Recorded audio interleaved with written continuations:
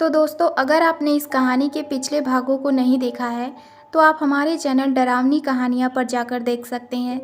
तो चलिए बढ़ते हैं आगे कहानी की ओर। तभी अंगद ने मोबाइल की टॉर्च जलाकर कुएं के अंदर झांका तो उन दोनों के होश उड़ गए, क्योंकि कुएं के अंदर वह स्पॉट बॉय बेहोश पड़ा था। उन दोनों ने उसे काफ़ी आवाज़ लगाई लेकिन वह नहीं उठा।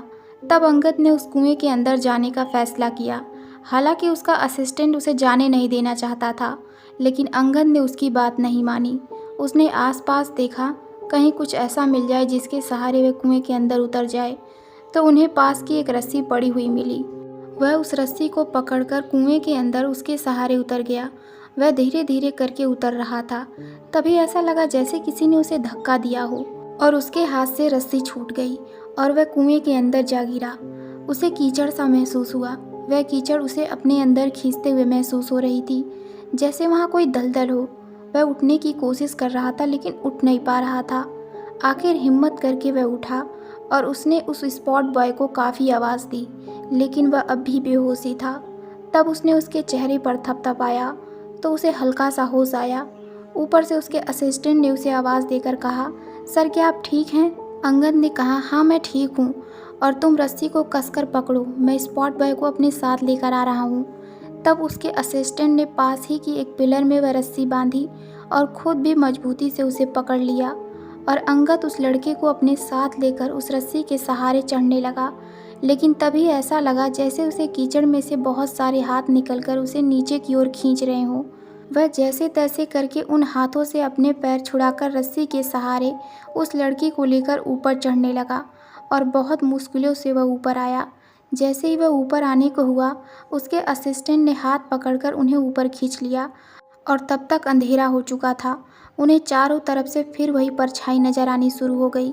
ऐसा लगता कि कोई उनके पीछे से बहुत तेज़ी से भाग कर गया है। इन सब से वो दोनों बहुत ज़्यादा घबरा गए, और उस कुएं से बाहर आने के बाद उस लड़के को भी कुछ होश आ रहा था। उसने आंखें खोलकर अपने आप को देखा और पूछा, वह यहाँ क्या कर रहा है और हमारी टीम के सारे मेंबर कहाँ हैं? उन्होंने उसकी बात का कोई जवाब नहीं दिया। वह बस इस किले से निकल जाना चाहते थे, और उन्होंने उसका हाथ पकड़ा और किले से बाहर निकले। बाहर आकर उन्हें ऐसा लगा न जाने वो इस मुसीबत से कैसे बाहर निकल आए। अंगद और उसके असिस्टेंट ने उस लड़के से पूछा कि वह उस कुएं के अंदर कैसे गिर गया था। कुछ देर तक तो वह उन्हें हैरानी से देखता रहा। फिर जैसे उसे कुछ याद आया, वह बोला कि उसे लगा कि उस कुएं के अंदर से कोई बच्चा चिल्ला रहा था कि मुझे बचाओ। वह जैसे ही देखने के लिए उस कुएं के पास गया, तब ऐसा लगा जैसे किसी ने पीछे से उसे धक्का दिया हो और गिरकर बेहोश हो गया। तब से उसे कुछ याद नहीं। अब उसे याद था तो सिर्फ इतना कि वह कुएं से बाहर था और चारों तरफ फिर से वही परछाई नजर आ रही थी। तब अंगद ने कहा, कोई बात नहीं। यह सब जब अपने टीम के मेंबर्स को बताया, तब उन्होंने लड़के की बात सुनी तो उन्हें थोड़ा बहुत यकीन हुआ और उन्होंने वहाँ अपनी फिल्म की शूटिंग रोक दी। कहते हैं कि इस किले के अंदर उन अनजानी परछाइयों का रहस्य अभी भी बना हुआ है।